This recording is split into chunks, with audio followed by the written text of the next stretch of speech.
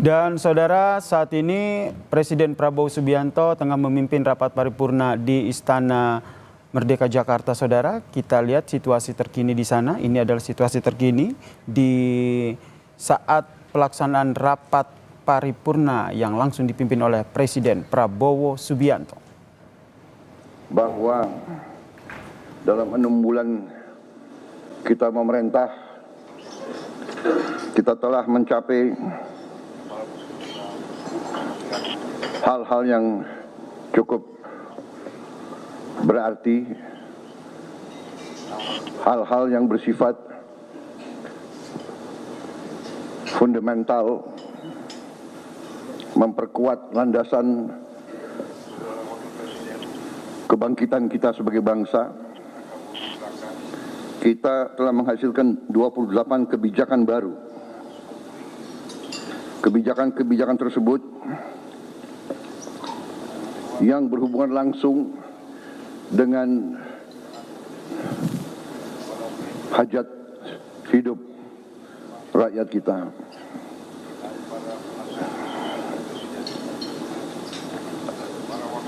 Hal-hal ini kita lakukan dalam waktu yang cukup singkat, yang tidak diperkirakan bahwa kita mampu mencapai itu dalam waktu yang singkat. Walaupun 28 kebijakan baru, namun produk untuk mencapai kebijakan-kebijakan tersebut saya hitung mungkin lebih dari 100, bahkan mendekati 200. Jadi satu kebijakan mungkin membutuhkan beberapa produk. Apakah itu Kepres, apakah itu PP, apakah itu Perpres, apakah itu Inpres, apakah itu sekedar hanya surat edaran. Tetapi inilah bagaimana kita menjalankan roda pemerintahan. Saudara-saudara sekalian, saya ingin kita secara objektif menilai diri kita. Kalau kita tidak objektif, kita bisa masuk jebakan bahwa kita menganggap diri kita sudah mampu, padahal kita tidak mampu. Kita sudah melihat bahwa arah kebijakan kita benar, padahal tidak benar. Saya ingatkan agar kita sadar bahwa pemerintahan sebuah republik, apalagi republik sebesar kita, republik yang mewadahi dan menaungi 280 juta manusia lebih,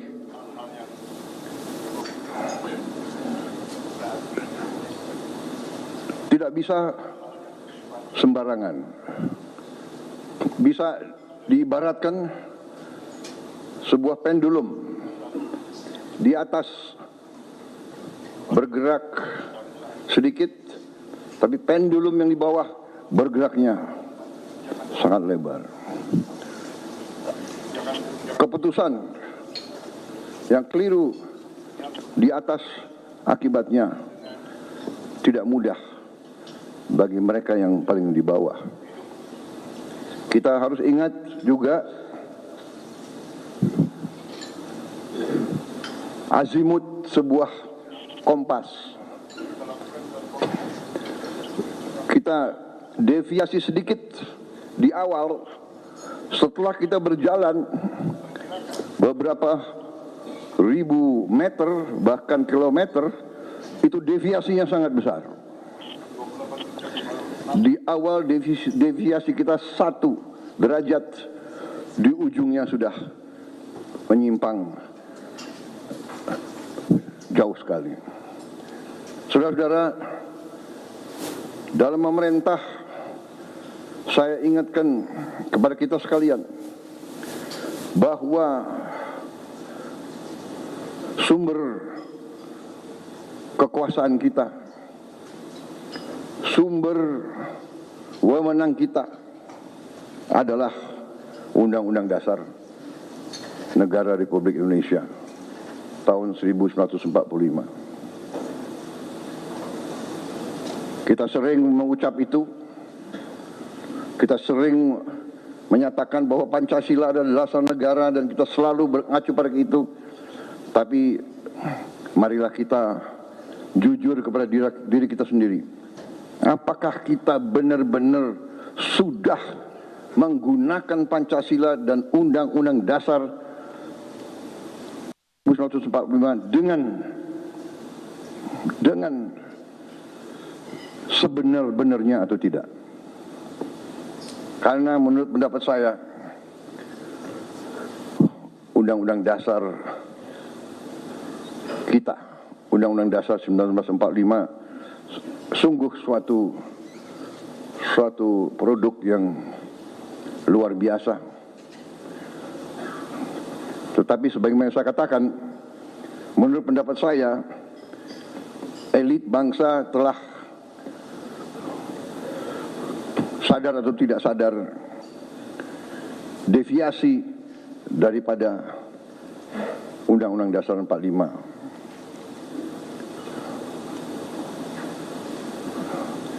Telah deviasi dalam beberapa hal yang mendasar.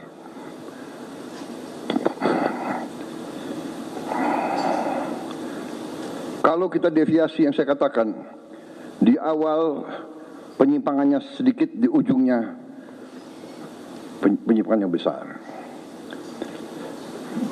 Saya ingatkan bahwa rancang bangun Undang-Undang Dasar 1945 kita luar biasa.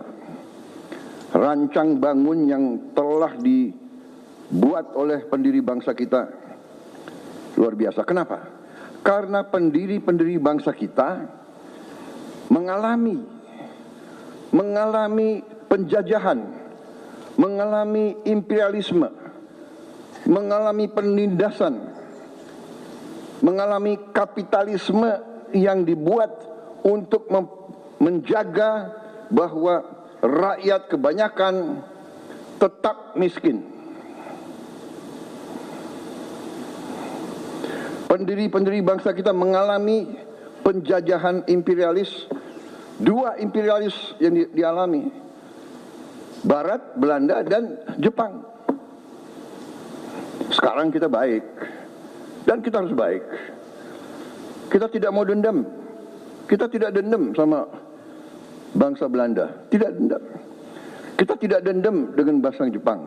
Tapi kita pernah dijajah, pernah ditindas. Kekayaan kita diambil terus-menerus.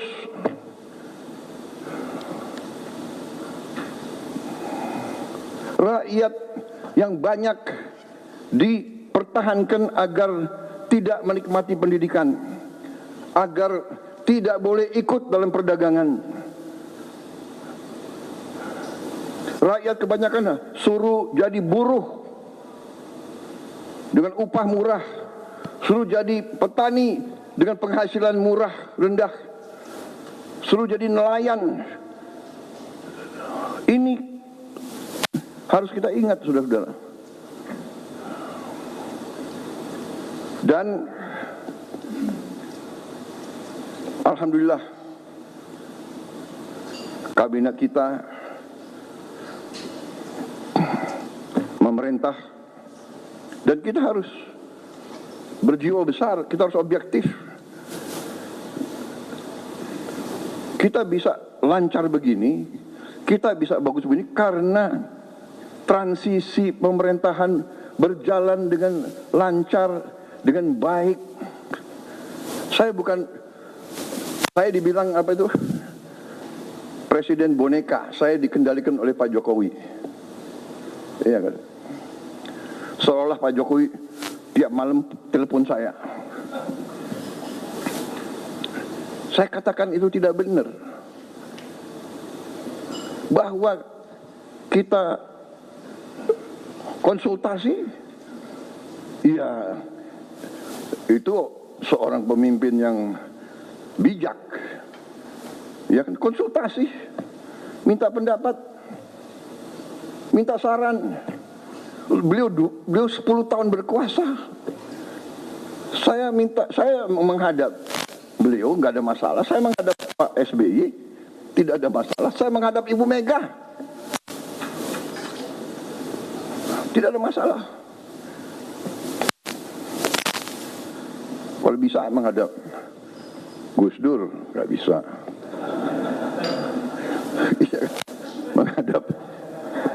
menghadap Pak Harto, iya kan, menghadap Bung Karno kalau bisa. Loh, minta pandangan, minta saran. Pak Jokowi berhasil 10 tahun, orang suka tidak suka. Masalah ijazah dipersoalkan. Nanti saya ditanya-tanya. Iya kan? Ini ada wartawan banyak ya. Bukan, saudara-saudara, ya. Kita ini di mana-mana saya katakan, dunia ini sedang penuh ketidakpastian. Ya. Dunia penuh dengan ketidakpastian. Kita rasakan sekarang. Kita rasakan, kita jujur, kita rasakan. Sekian puluh tahun kita menjadi the good boy. Iya kan? Ada negara yang besar, negara yang kuat. Bilang ke kiri, ya monggo. Bilang ke kanan, monggo. Kita ikut. World Bank kita ikut, IMF kita ikut. Ya kan? Tapi globalisasi, ya kita ikut. Tapi sekarang yang meninggalkan sistem yang mereka bangun, mereka sendiri. Free trade, monggo. Kita bingung jadinya. Yang dibilang Menteri Keuangan sedang di luar negeri ya. Sekarang ekonom-ekonom yang belajar sekian puluh tahun, sekarang harus belajar lagi. Prof, iya kan? Harus belajar lagi. Dan memang kita perlu belajar lagi. Tapi kalau saya, kita punya Undang-Undang Dasar 45 yang merancang itu, yang membentuk itu, mereka yang melihat dan merasakan, oh, imperialisme kayak begini, penjajahan kayak begini. Mengalami Belanda, Jepang, mengalami pergolakan 28 tahun kita merdeka, 28 tahun kita merdeka, tidak pernah berhenti dari campur tangan asing. Peristiwa Madiun, seolah itu komunis, ternyata yang membawa Musuh Semaun semua itu adalah Belanda. Difasilitasi oleh Belanda. Belanda kuasai Batavia, semua lapangan terbang dikuasai. Bagaimana dia bisa sampai Madiun? Terus DITI, dokumen keluar Belanda, bahkan bukan DITI, Snoek Hogronya juga Sandi Yuda, intelnya Belanda. Saudara-saudara, ini saya sampaikan terus karena kembali kita punya kekuatan Undang-Undang Dasar 45, khususnya di bidang ekonomi adalah pasal 33. Kalau disimak, setiap negara yang sedang bangkit punya semacam pasal 33. Jadi saudara-saudara, 6 bulan yang kita telah kerjakan, ternyata menurut saya kita boleh bangga dengan prestasi kita. Dan untuk itu saya ingin mengatakan bahwa sungguh-sungguh saya apresiasi, saya terima kasih kepada semua menteri, wakil menteri, kepala badan, wakil kepala badan dalam tim kita, dalam kabinet merah putih. Saya merasa Kita bisa mencapai ini karena kerjasama yang baik di antara kita.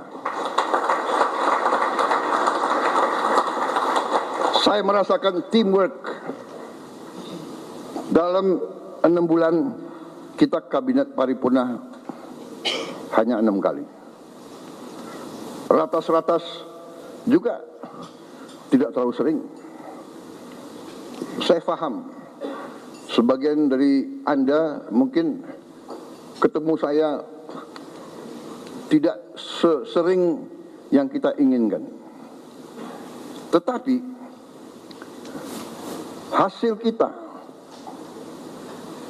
hasil diskusi kita, hasil keputusan kita terwujud, terlaksana, dan dirasakan oleh rakyat Indonesia. Saudara-saudara, apa yang ingin saya sampaikan?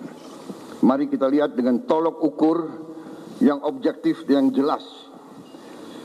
Salah satu tonggak pemerintahan di setiap negara adalah mampu atau tidak kita menjaga inflasi.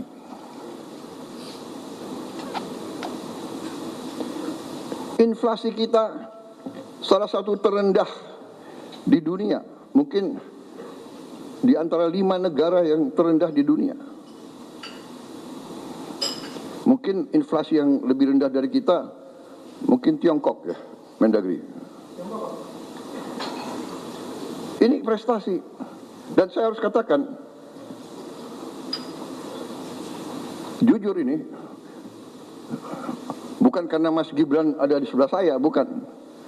Ini objektif, ini salah satu hasil daripada kepemimpinan dan manajemen Pak Jokowi.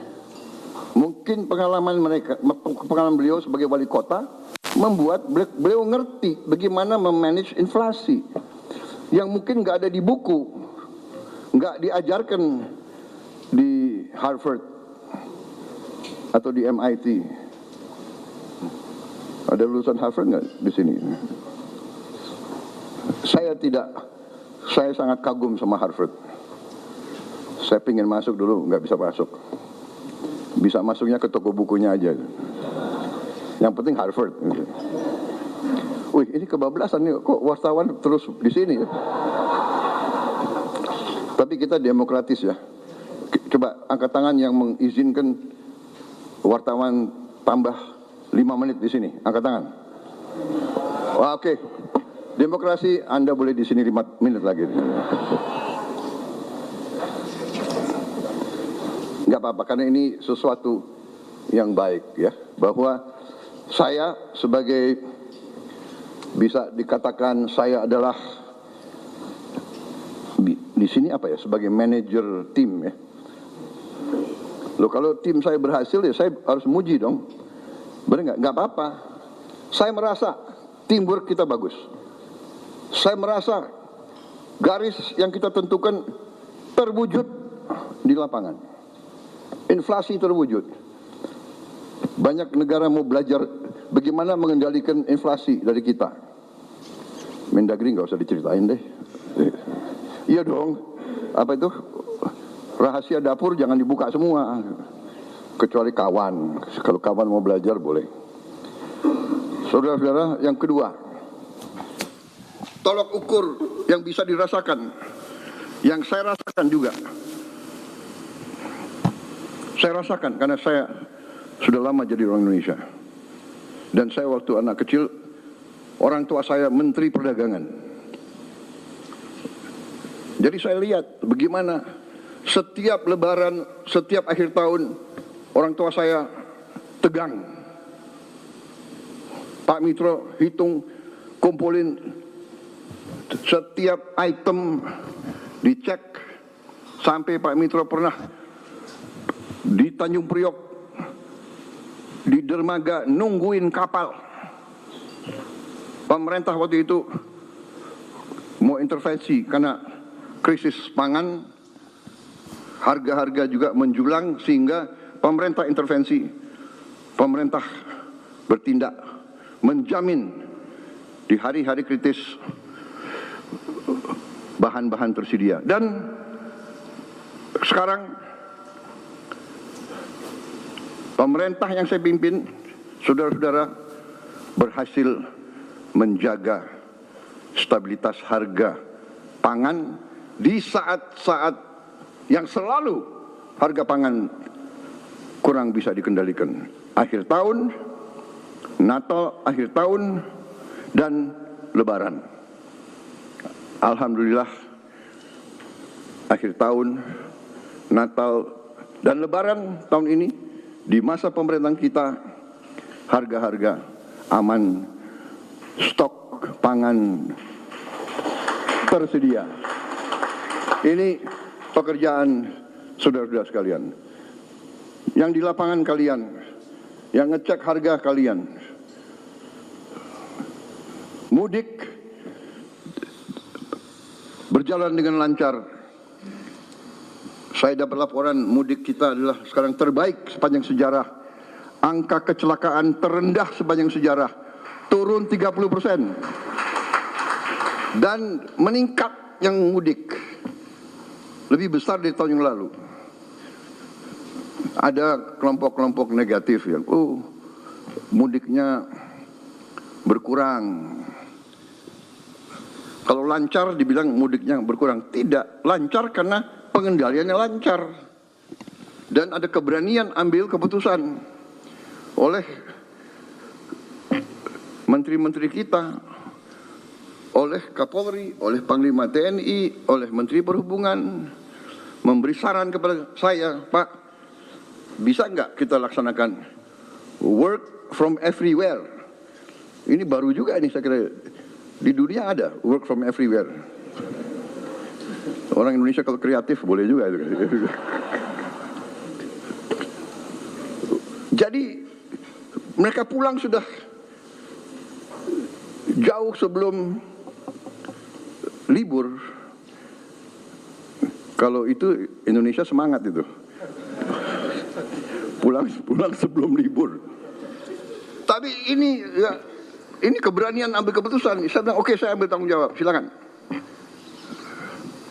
Jadi ini tolok ukur tonggak-tonggak yang bisa dirasakan. Belum lagi masalah-masalah sekian puluh tahun yang lalu, hutang orang kecil yang sebenarnya sudah dihapus oleh bank-bank masih dituntut. Jutaan petani kita, jutaan rakyat kecil kita tidak bisa pinjam lagi, terpaksa dia pinjam dari rentenir, dari pinjol, pinjaman online, rentenir yang gila, bunganya harian, luar biasa. Kita hapus, kita ambil tindakan-tindakan yang harus kita ambil dengan beberapa risiko. Tetap dalam kerangka pengendalian APBN yang prudent. Kita disiplin kepada diri kita sendiri. Kita menjaga bahwa